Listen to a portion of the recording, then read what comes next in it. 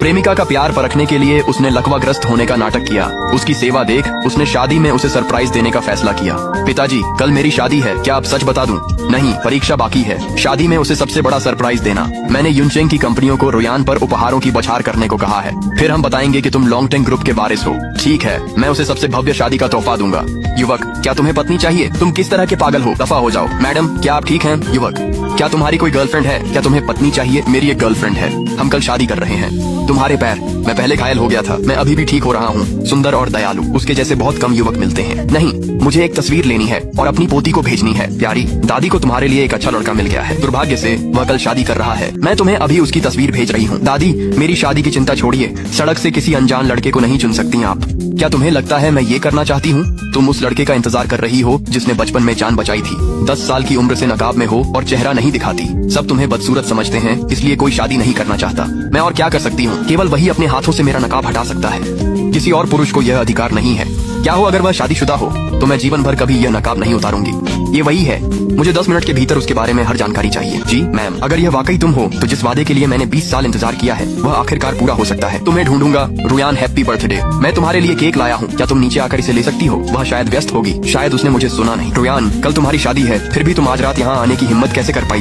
वह दिन भर व्हील चेयर पर रहता है और मेरी बात मानता है। उसे भला कैसे पता चलेगा? क्या तुम वाकई उसे शादी करने वाली हो? बिल्कुल नहीं, ये शादी सिर्फ दिखावा है। एक बार जब मुझे उसे प्रोजेक्ट का अधिकार मिल जाएगा तो मैं लियू परिवार के वित्तीय संकट को हल कर सकती हूँ। फिर मैं उसे छोड़ दूंगी। वह तुम्हें लेकर काफी गंभीर है। उसने आज तुम्हारे लिए बर्थडे केक भी बनाया है। खुद को धोखा देना चाहता है तो देने दो। तो कल की शादी शुरू से ही एक धोखा थी। फिक्र मत करो, मैं कल उसके हस्ताक्षर करवा लूंगी। अनुबंध मिलते ही मैं जियांग परिवार की हीरो बन जाऊंगी। रुयान, मुझे पता था कि तुम मुझे निराश नहीं करोगी। Happy birthday Liu Ruyan. सुश्री शेन, हमने उसे ढूंढ लिया है। उसका नाम लिन फेंग है। उसकी उम्र और पृष्ठभूमि उस लड़के से मेल खाती है और गले का जेड पेंडेंट लिन परिवार का ही प्रतीक है। क्या तुम्हें यकीन है? 100% वही आदमी है जिसे तुम इतने सालों से ढूंढ रही हो। लेकिन लिन फेंग कल लियू रुयान से शादी कर रहा है। मुझे शादी का समय और स्थान भेज दो। जी मैम। लिन फेंग, मेरा इंतजार करना। लियू परिवार काफी जाना माना है। लियू रुयान व्हील चेयर वाले शख्स से शादी क्यों कर रही है? सुना है वो गरीब है और लियू परिवार ही शादी का पूरा खर्च उठा रहा है। ये शादी नहीं है, वो उनके परिवार में दामाद बनकर जा रहा है। शायद उस घर में उसकी कोई राय भी नहीं ली जाएगी। अच्छा है, तुम अधिकार पत्र ले आए हो। समारोह खत्म होते ही इस पर हस्ताक्षर कर देना। मिस्टर जियांग ने पहले ही एक निवेशक का इंतजाम कर लिया है। जैसे ही हमें तुम्हारे हस्ताक्षर मिल जाएंगे लियू परिवार की फंडिंग आज ही आ जाएगी। आज हमारी शादी है और तुम्हें बस उस कागज की पड़ी है। लिन फेंग, अब नाटक मत करो। लियू ग्रुप इस संकट से बचेगा या नहीं यह उस अधिकार पत्र पर निर्भर करता है। तो इसीलिए तुम मुझसे शादी कर रही हो? हम शादी करने ही वाले हैं। तुम अभी भी तुम्हारे और मेरे में फर्क क्यों कर रहे हो? प्रोजेक्ट लियू परिवार को देने का मतलब है अपनी पत्नी की मदद करना। शुरू करते हैं। शुभ मुहूर्त मत चूकना। देवियों और सज्जनों, स्वागत है। आज हम मिस्टर लिन फेंग और मिस लियू रुयान के सुखद मिलन के साक्षी बनने के लिए एकत्रित हुए हैं। सुश्री लियू रुयान, क्या आप मिस्टर लिन फेंग को अपने पति के रूप में स्वीकार करती हैं और जीवन भर उनका साथ निभाने का वादा करती हैं? मैं स्वीकार करती हूँ। लिन फेंग, क्या आप लियू रुयान को अपनी पत्नी स्वीकार करते हैं और जीवन भर उनका साथ निभाने का वादा करते हैं? मैं नहीं करता। लिन फेंग, तुमने क्या कहा? मैंने कहा कि मैं नहीं करता। लिन फेंग, क्या आप पागल हो गए हो? रुयान का तुमसे शादी के लिए मान जाना तुम्हारी उम्मीद से ज्यादा है। निमंत्रण भेजे जा चुके हैं, सभी मेहमान यहाँ हैं। लियू परिवार का अपमान किया तो यहाँ से जिंदा नहीं बचोगे।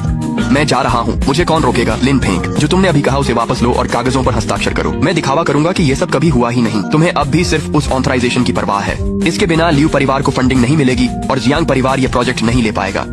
व्हील चेयर पर होने से तुम मुझे नीचा समझती हो और मेरा जीवन तुम्हें पसंद नहीं। फिर भी लियू परिवार का कर्ज चुकाने के लिए मेरा प्रोजेक्ट चाहती हो। लियू रुयान, तुम्हारे लिए शादी का क्या मतलब है? मैं तुम्हारे लिए क्या हूँ? मैं बस लियू परिवार की मदद करना चाहती हूँ। हस्ताक्षर कर दो। शादी के बाद मैं तुम्हारे साथ अच्छा व्यवहार करूंगी। तुम मुझसे और कब तक झूठ बोलोगी? कल रात मैं तुम्हारे जन्मदिन का केक लेकर तुम्हारे घर गया था। लिन फेंग, तुम क्या कहना चाह रहे हो? तुम दोनों ने जो कुछ भी कहा मैंने वह सब सुना। मिस्टर जियांग सिर्फ लियू परिवार के प्रोजेक्ट पर चर्चा करने आए थे। हमारे बीच कुछ नहीं हुआ। क्या बिजनेस की चर्चा में ये भी शामिल है कि शादी के तुरंत बाद मुझे कैसे छोड़ना है? तुमने मेरा पीछा किया तो क्या हुआ अगर रुयान ने मुझे चुना? तुम इसके बारे में क्या कर सकते हो? तुम व्हील चेयर पर हो, न पैसे हैं न जान पहचान। उसने तरस खाकर शादी की है। समझदारी दिखाओ और कागजों पर साइन कर दो। लियू परिवार को फंडिंग मिलते ही हम तुम्हें गुजारे लायक पैसे दे देंगे।